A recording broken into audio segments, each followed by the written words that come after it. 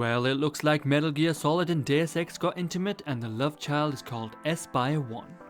In Espire 1, you remotely control an Espire drone operator.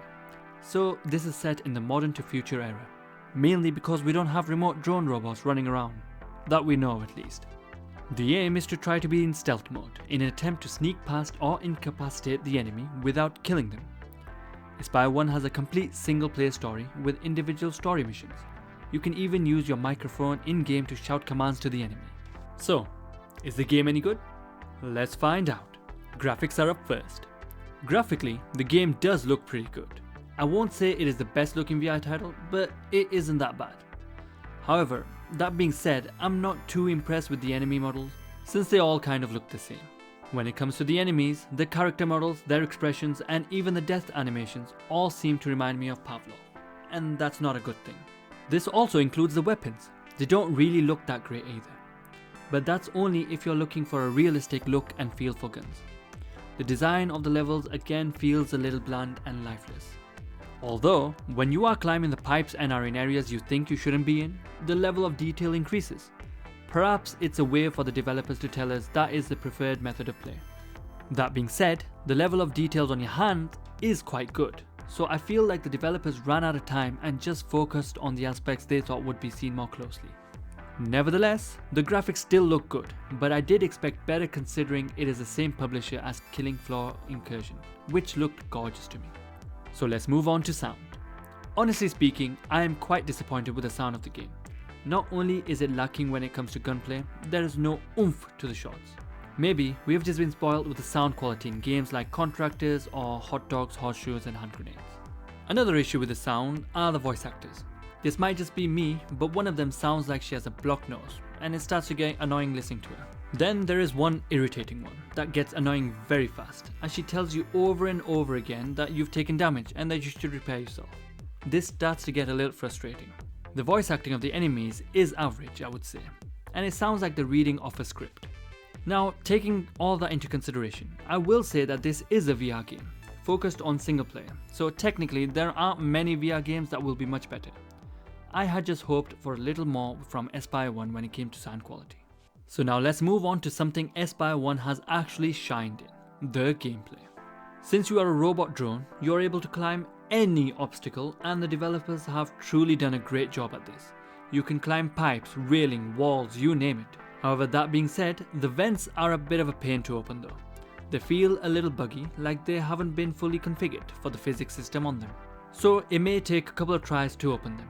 This can get frustrating when you are in a firefight and are trying to get out fast. So let's move on to why it's like the love child of Metal Gear Solid and Deus Ex. I feel like they've literally stolen some elements right off of Metal Gear Solid, but have brought it into VR, which is always a great thing in my book. One of the most obvious things is gonna be going up behind the enemy and sticking them up. But this time, you do it with your voice. Well, that was the intention anyway. And it is a great intention to have, but currently it's quite finicky. It sometimes happens regardless whether you have said anything, and other times it doesn't work at all. But when it does, it is cool to see. Another aspect of the game is dragging and hiding bodies. I've always enjoyed this game mechanic because you can put the enemy in compromising positions. I might be a little bit childish. The behavior of the enemies is also a little like in MGS, in that they are clueless, but it seems more so here than in MGS. The enemy gives up way too easily, and they just seem a little daft and blind. The AI seriously needs an improvement.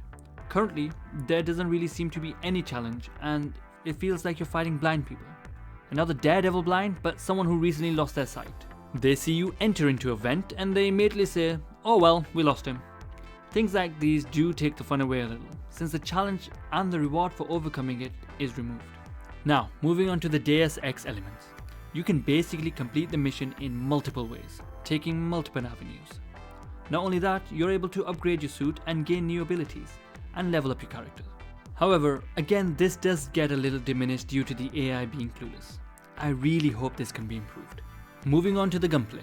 Another thing taken from MGS is the slow time feature when you get caught.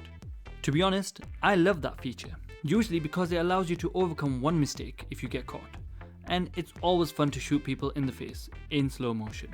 I love the fact that you can grab anything in the game that you can see, be it computers, keyboards or boxes, and they can all be used to distract guards or even hit them, although you don't really want to take a box to a gunfight. Another aspect of the game I really like are the hand cameras. You can throw these to scout the area without getting spotted. I think this is just an innovative feature that is a lot of fun to use. Kind of reminds me of budget cuts. Another ability that you have seems like a wall hack, as you can see where all the enemies are in the next room. This makes it even easier to take down the enemies. That being said, there were some parts where I literally had to hide under the table for the enemy to stop seeing me. The fact that it is in VR, you know I was feeling that burn. There were some issues with the comfort options for the game, or the lack of options to remove them. I understand that people suffer from motion sickness, but not everyone does. I think there needs to be more options to be able to turn off the non-vital comfort options. One thing that is interesting, although I'm not sure how I feel about it, is the helmet being used as a gameplay mechanic. Since you are controlling a drone remotely, you are looking through a helmet, and depending on your threat level, the colors will change. For example, if you're safe, then it's blue. If the enemies are searching for you, then it's amber. Or if you have been caught, then it's red. It is a cool feature to have, but it's just in the way. Although you could look at it another way, and it makes you feel like you're wearing a helmet. But this is subjective, and I'll let you decide. So, overall, what do I think of the game? Well, I think the developers Digital Lord really created this game as fans, and it can be seen that they did put a lot of hard work into it. However, it does need some more polish. That being said, currently the game costs $30 or £23. For your money, you will be getting around a 6-hour single player story, depending on how you play.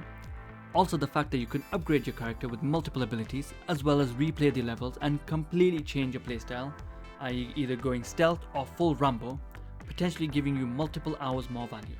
This game does really feel worth it. It is fun and exciting, and I'm hoping the developers can sort out the AI and the other bugs in order for this game to become a contender or one of the top games around. So my final score is that it's worth a buy. Well, that's all folks. If you enjoyed the video, then give it a thumbs up. For more content on VR, why not subscribe to get the latest VR gameplays and reviews? Well, thanks for watching, have a great day, see you next time.